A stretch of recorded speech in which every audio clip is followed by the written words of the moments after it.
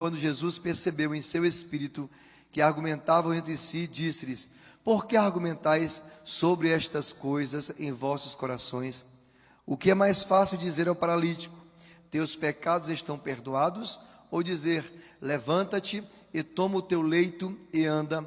Mas para que possas saber que o Filho do Homem tem na terra poder para perdoar pecados, ele disse ao paralítico: a ti te digo, levanta-te, toma o teu leito e vai pelo teu caminho para a tua casa. Amém?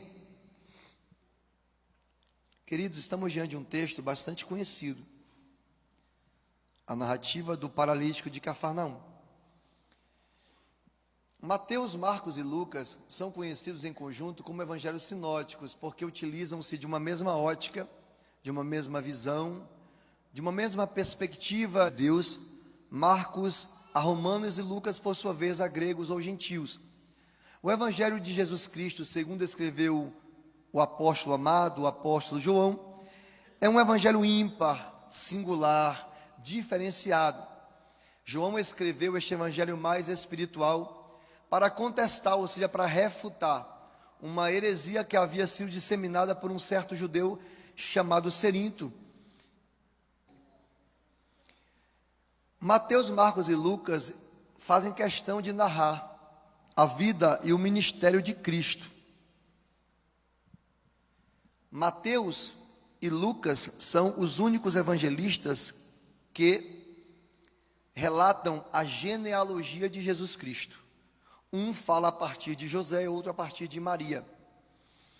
Enquanto que Mateus fala de Jesus a partir de Abraão, uma vez que Mateus tem como público-alvo judeus e fez questão de mostrar que Jesus viria a partir de Abraão, Lucas, por sua vez, como era um médico, era grego, escreveu para gregos ou gentios, ele faz questão de estender esta linhagem até Adão, dizendo que Jesus veio para todas as nações da terra, para todos os povos da terra.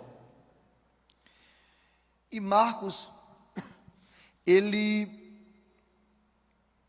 foi um evangelista que escreveu este evangelho a partir de depoimentos dados pelo apóstolo Pedro. Nós sabemos que Jesus tinha 12 discípulos, porém 3 andavam com ele mais próximos: Pedro, Tiago e João. Então, dos 4 evangelistas, apenas Mateus ou Levi e João eram discípulos e posteriormente apóstolos de Jesus Cristo, enquanto que Lucas e Marcos não eram. Então, este evangelho, na verdade, foi obtido a partir de informações do apóstolo Pedro. Pedro, ele era também próximo de Jesus, e a gente percebe que Marcos andava um pouco mais distante, ao passo que Pedro era próximo, então pôde relatar com mais propriedade aquilo que ele viu, aquilo que ele ouviu, aquilo que ele testemunhou em relação a Jesus Cristo.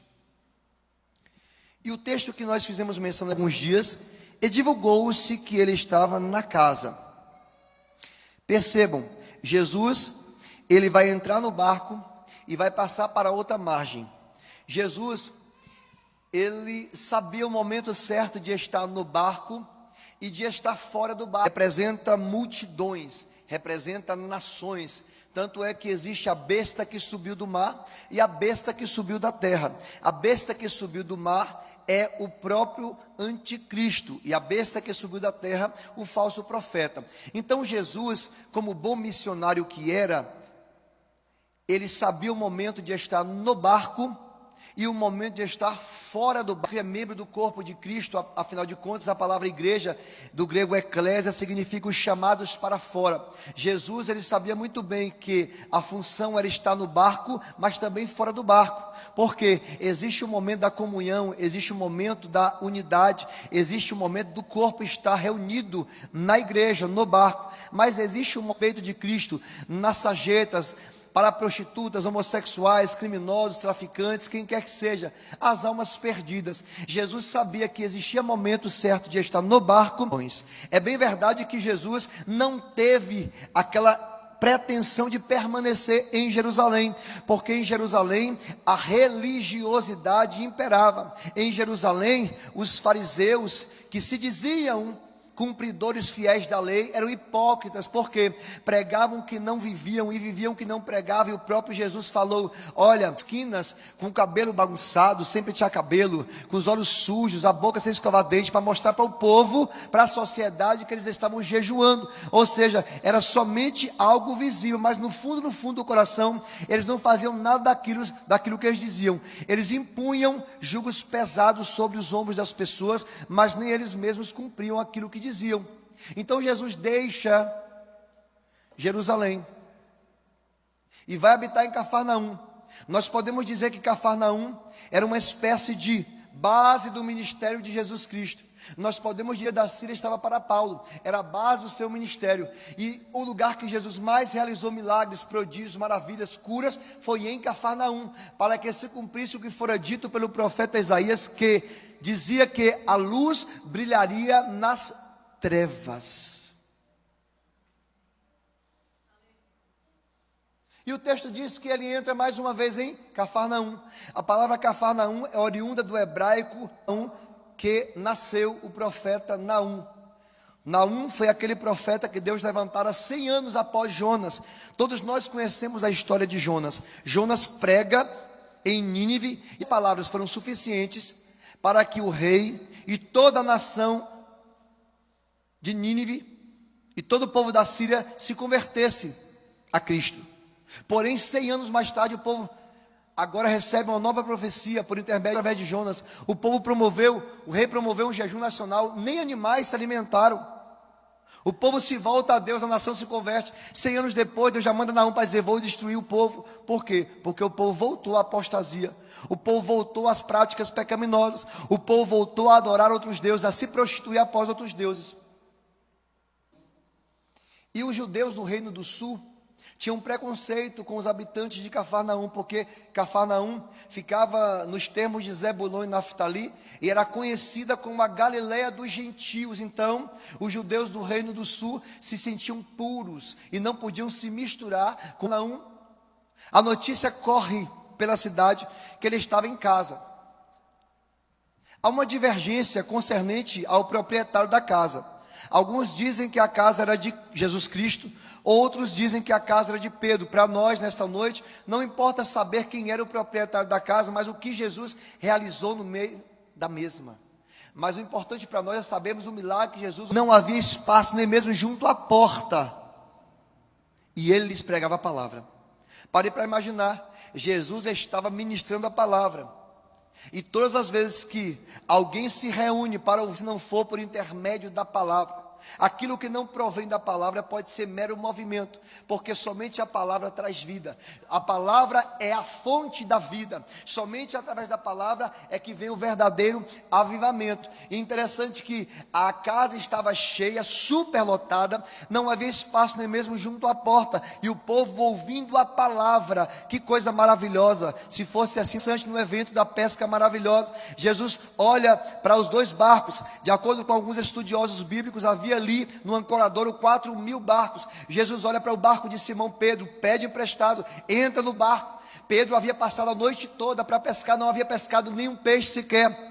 E a Bíblia fala que Jesus começa a ensinar. E depois que ele começa a ensinar, depois que Pedro ouve a palavra, aí Jesus diz: Pedro, lançai as redes ao mar. Pedro diz: olha, Senhor, nós passamos a noite toda e nada apanhamos, mas segundo a tua palavra. A palavra é o início de tudo. O próprio Deus é a palavra. No princípio era o verbo, a palavra, o logos. E o verbo estava com Deus e o verbo era Deus. E é interessante que não tinha espaço na casa. A casa lotada e Jesus ministrando. E o texto vai falar que enquanto tem uma multidão aglomerada na igreja em volta de Jesus, há uma multidão acompanhando um séquito, leito, e começam a levar esse paralítico para que o mesmo fosse curado por Jesus Cristo. Olha que interessante, 4 amigos vêm trazendo o paralítico. A Bíblia fala de leito. O texto não fala se ele era paraplégico ou tetraplégico, mas dá a entender que era um tetraplégico, porque se ele fosse paraplégico, ele poderia vir andando na cadeira de rodas.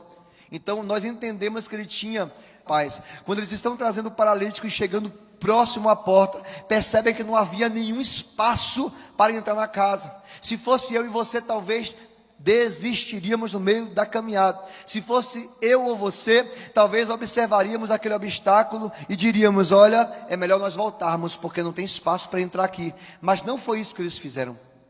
Quando eles perceberam que não tinha como em Jesus. Eu não sei o que você está enfrentando, eu não sei qual é o deserto que você está vivendo, mas uma coisa é certa: o Senhor vai te dar a resposta que você tanto precisa. O Senhor vai realizar o milagre que você puser em sua frente. Maior o que está em nós do que o que está no mundo. Ainda que alguém possa dizer: não tem jeito para você, ainda que a multidão te aperte, te oprima e te diga: olha, não tem espaço para você na casa, mas a última palavra quem dá na minha e na sua vida é o Senhor. Eu imagino a situação daqueles homens. Vamos subir ao telhado.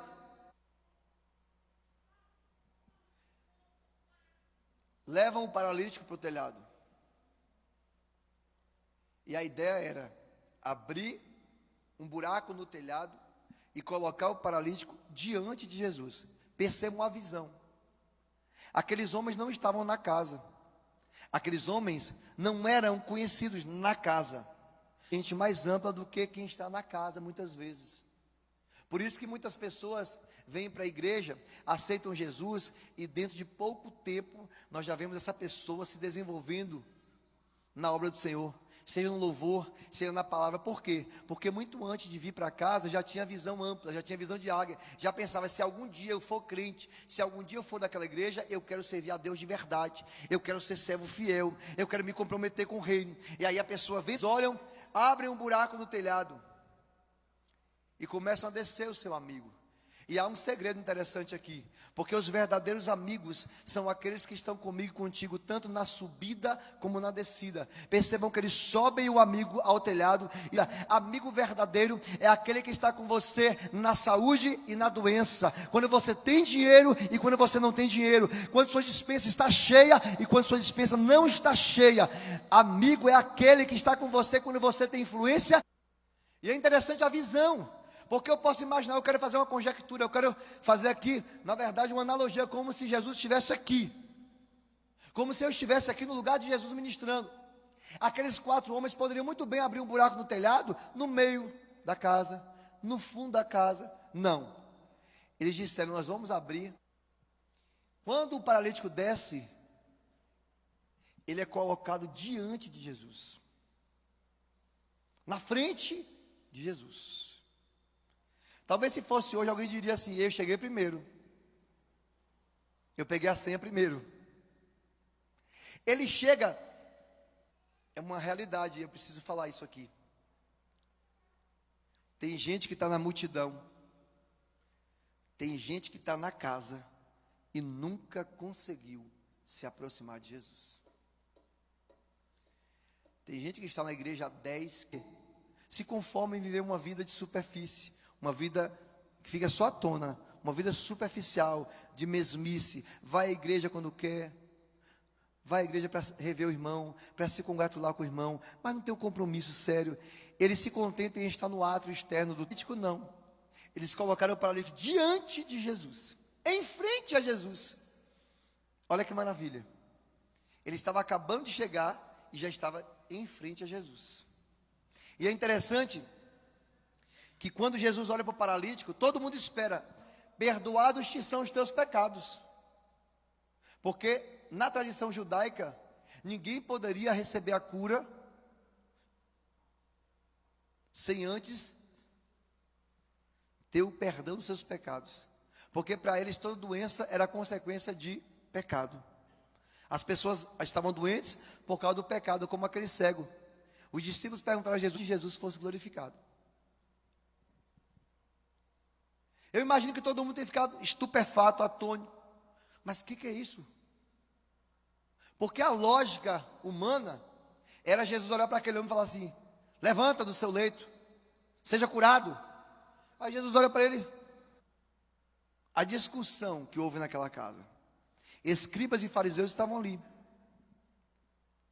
os defensores da lei de Moisés, da Torá Moshe. Seus pensamentos. Quem ele pensa que é para perdoar pecados? Só quem pode perdoar pecados é Deus.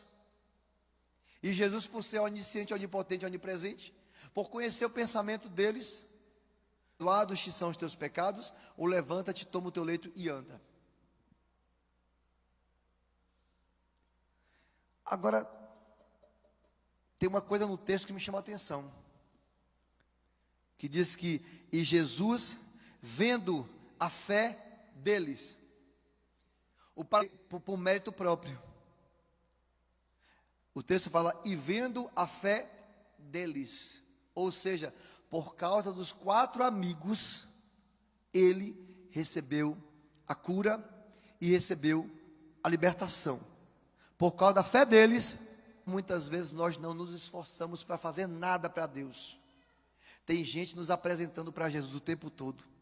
Enquanto às vezes eu estou na negligência, eu não quero orar, eu não quero ir para a igreja, eu quero ficar em casa.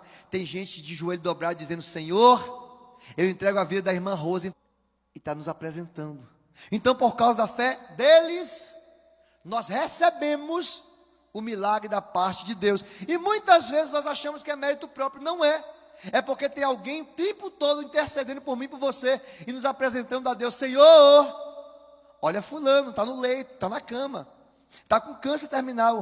O tempo todo tem alguém nos apresentando para Jesus. E Jesus olha a fé deles, olha a fé delas e nos dá a vitória. E aí depois disso, é como se, porque perdoar pecado é algo subjetivo. Perdoar pecado é algo que não se manifesta externamente. O perdão de pecados não é visível. Ninguém pode dizer, olha, Jesus perdoou o pecado dela, eu estou vendo. Ninguém consegue enxergar. Curou o homem. O homem se levantou. O milagre foi notório. Todos puderam contemplar, já que vocês só acreditam naquilo que vocês estão vendo. E nós temos que andar por fé e não por vista. Tem muita gente que só... Nós precisamos de algo tangível, de algo palpável. Tem que ter algo que eu toque para eu acreditar que Deus realmente existe. Pelo amor de Deus, nosso Deus, Ele habita dentro de nós, o Espírito Santo, porque você é templo e morada do Espírito Santo de Deus. Ele habita dentro de mim e dentro do paralítico do tanque de Betesda, de João 5. Estava o tempo todo esperando o anjo descer para movimentar a água, para se ele quer ser curado. Aí ele começa blá blá blá blá blá blá blá blá blá. Jesus não perguntou para ele nada. Jesus perguntou assim, você quer ser curado?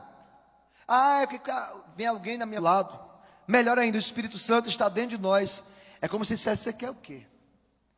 O que você quer que eu te faça? Você não precisa ir atrás de movimento. Você não precisa ir ali atrás de profeta, eu quero o meu milagre, porque depois que Jesus morreu na cruz do Calvário, o véu do templo se rasgou de alto a baixo, a divisão que havia entre o Criador e a criatura, a qual fora criada lá no Éden, está consumado, tetelestai. Sabe o que acontece agora? O Criador se reaproxima da criatura, Jesus se faz sumo sacerdote, e de outro mediador, porque não há outro mediador entre Deus e os homens. O próprio Jesus disse, eu sou o caminho e a verdade e a vida, ninguém vem ao Pai senão por mim. Ele não diz ninguém vai, ele diz ninguém vem, porque o caminho é ele, tem que passar por ele, sem ele não há salvação. João 10:9 ele diz, eu sou a porta. João 10:11 ele diz, eu sou o bom pastor. João 11:25 Jesus diz, eu sou a ressurreição e a vida. João 14:6, eu sou o caminho e a verdade e a vida. E João 15, eu sou a videira verdadeira. Essa historinha de carochinha, de que eu aceitei Jesus hoje, e depois e amanhã eu já posso me prostituir, eu posso roubar, matar, porque uma vez salvo para sempre. Isso é balela, isso é falácia, isso é mentira de Satanás. Porque a Bíblia fala que aquele que perseverar até o fim será salvo. Minha mão aceita Jesus, no outro dia vou para a bandalheira fazer o que eu quero. Seria muito prático. Não ia ficar ninguém na terra, ia todo mundo para o céu. E a gente quer viver esse evangelho de faz de conta, sabe? Aquele evangelho mentiroso. Aí tem muita gente por aí que não prega mais o evangelho sacrossanto, genuíno, verdadeiro. Por que ele não fala a verdade? Aí vem para Jesus que você vai ter uma vida maravilhosa. Jesus não falou isso para a gente, ele falou, no mundo tereis aflições, mas tem de bom ânimo, eu venci o mundo. A gente tem que entender que o que nós vivemos hoje é consequência do pecado original. Depois que Adão e Eva pecaram, nós ficamos vulneráveis às doenças, às aflições e à morte. Então o sol brilha para o justo e para o injusto. A chuva cai na terra sobre todos. Então ninguém está, é a mesma coisa. Olha o que aconteceu com Moisés. Moisés tira o povo do deserto, tira o povo do Egito, entra no deserto para chegar em Canaã. Da mesma forma somos nós. O Egito é o mundo, o faraó representa Satanás. Fomos tirados por Deus do Egito, vivemos nesta terra no grande deserto e estamos caminhando rumo a Canaã celestial. E cada dia céu. Essa história de que você vai ser crente e que sua vida vai virar um mar de rosas é igual a ilusão de casamento, não existe. É CD. É um CD e o outro CD. São duas personalidades distintas, é um olhar para o outro, saber que mulher não tem nada a ver com homem, é totalmente diferente, antes de casar. Então a gente às vezes confunde as coisas, e a Bíblia, nosso manual de regra de fé e prática, nos ensina tudo. Mas o que acontece? Oséias 4:6, o meu povo foi destruído porque foi da palavra. Às vezes eu pego um texto, analiso esse texto sem relacioná-lo ao contexto, seja ele imediato ou tardio, aí eu acabo cometendo heresia. Porque se eu pego um texto e pego esse texto e começo a isolar esse texto, eu não consigo compreender. 4:13, posso todas as coisas naquele que me fortalece. Que maravilha. Aí todo mundo diz, ó, você pode ganhar casa, você pode ganhar carro. Mentira. Leia o contexto. Vai entender o que Paulo estava passando e o que ele estava querendo dizer para nós. Tudo sob controle, porque eu já aprendi a viver na dependência de Deus. Isso é dizer, posso todas as coisas naquele que me fortalece. O texto cria uma seita. Então a gente tem que tomar muito cuidado com isso. Texto sem contexto é heresia. E às vezes a gente ou não entende, ou a gente não quer entender. Por quê? Para satisfazer as nossas. Então Jesus faz um milagre, e Jesus revela nesse texto aqui a prioridade do seu ministério. Que foi primeiro fazer o quê? Salvar o homem, depois curá-lo. Nós estamos vivendo em uma sociedade. Senhor, se o Senhor me der isso, eu te sirvo. Senhor, se o Senhor curar a minha filha, eu te sirvo. Igual a mulher cananeia. A mulher cananeia, ela disse, Senhor, tem misericórdia de mim, porque a minha filha está miseravelmente endemoniada. Ela não falou, tem misericórdia da minha filha, ela falou, tem misericórdia de mim. Porque ela sabia que a história da filha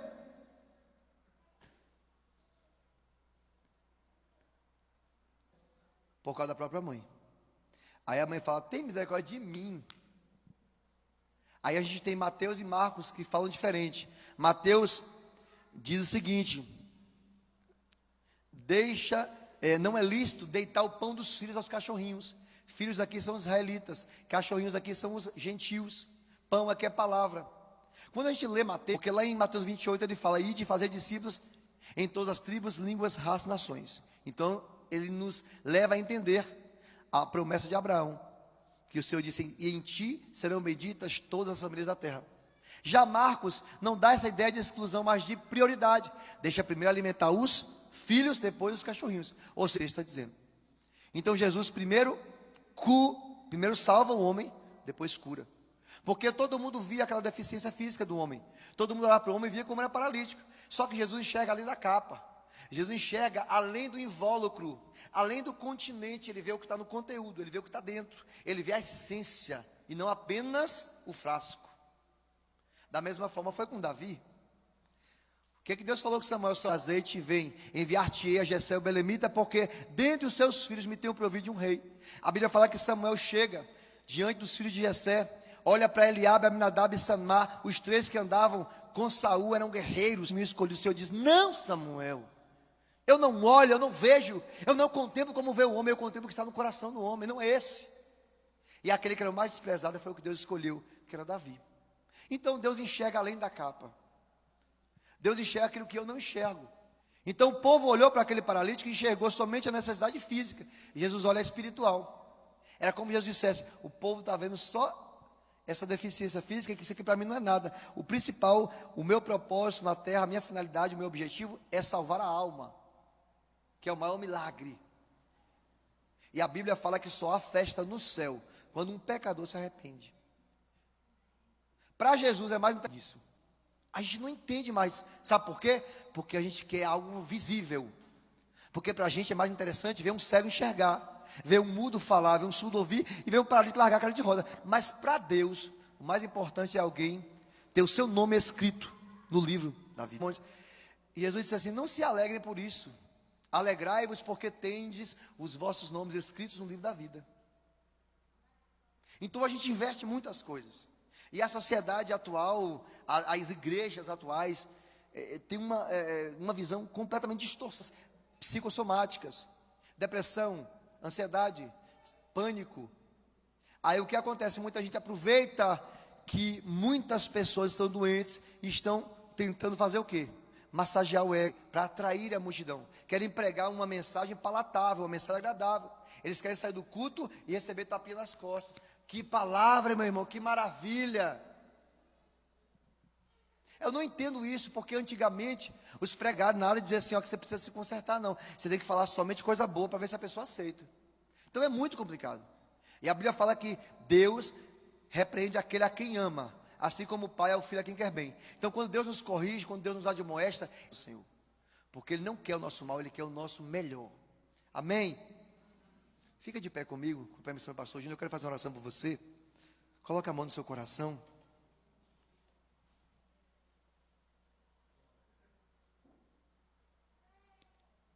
Senhor, eu não sei a realidade desta igreja, eu não conheço as necessidades dos teus servos aqui, mas o Senhor sabe. Eu não sei porque o Senhor permitiu que esta palavra fosse ministrada nesta noite, mas o Senhor tem os seus propósitos, Senhor.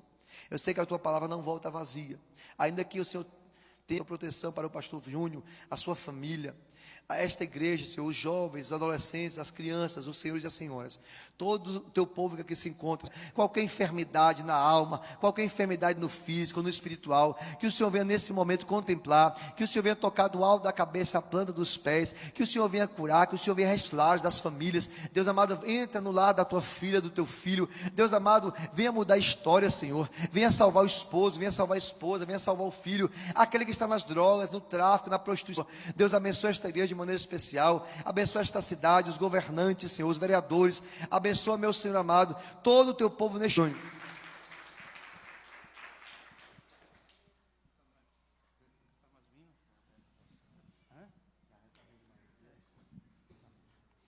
Quero convidar o pastor Exalberto para nos dar a bênção apostólica. E pena que não tem material mais, né? Ele, o 7:30, os irmãos têm conhecimento. Amém. Interessados, né? Estarem ali, que Deus abençoe, no nome de Jesus. Pastor Exalberto vai estar orando. Pastor Júnior está de parabéns. A igreja, né? Jesus. A paz do Senhor para todos. É uma satisfação estar aqui. Só para complementar uma reflexão do nosso missionário Fabrício, que o Evangelho me faz, para ele produzir uma pérola, ele é atingido por um grão de areia. Através de um grão de areia, vai sendo feito uma pérola de grande valor. Porém, para ele, isso é cientificamente comprovado. O Evangelho tem seus espinhos, tem sua diversidade. Agora é maravilhoso. O Evangelho transforma, o Evangelho dá privilégio, pega um camarada desse aí e coloca para viajar aí, em um ano viajar. Ninguém é bom, mas Jesus é bom. Fez do pastor Júnior pastor, ministro, fez de mim também um servo do céu. Se Jesus vir agora, nós pode comparar. No nosso aí é da família, do amigo da família, a gente agradece no círculo de oração, né? E à noite ele vai estar ministrando uma palestra e os irmãos fiquem à vontade, o está de parabéns, né? Então, quem quer conhecer o trabalho do pastor Júnior aqui, tem que pegar um de vocês. Jesus Cristo, as doces, benditas e consolação. Amém. Que Deus abençoe em nome de Jesus. Que Deus abençoe, pastor. Deus abençoe, missionário Fabrício, cada irmão. Deus abençoe, em nome de Jesus.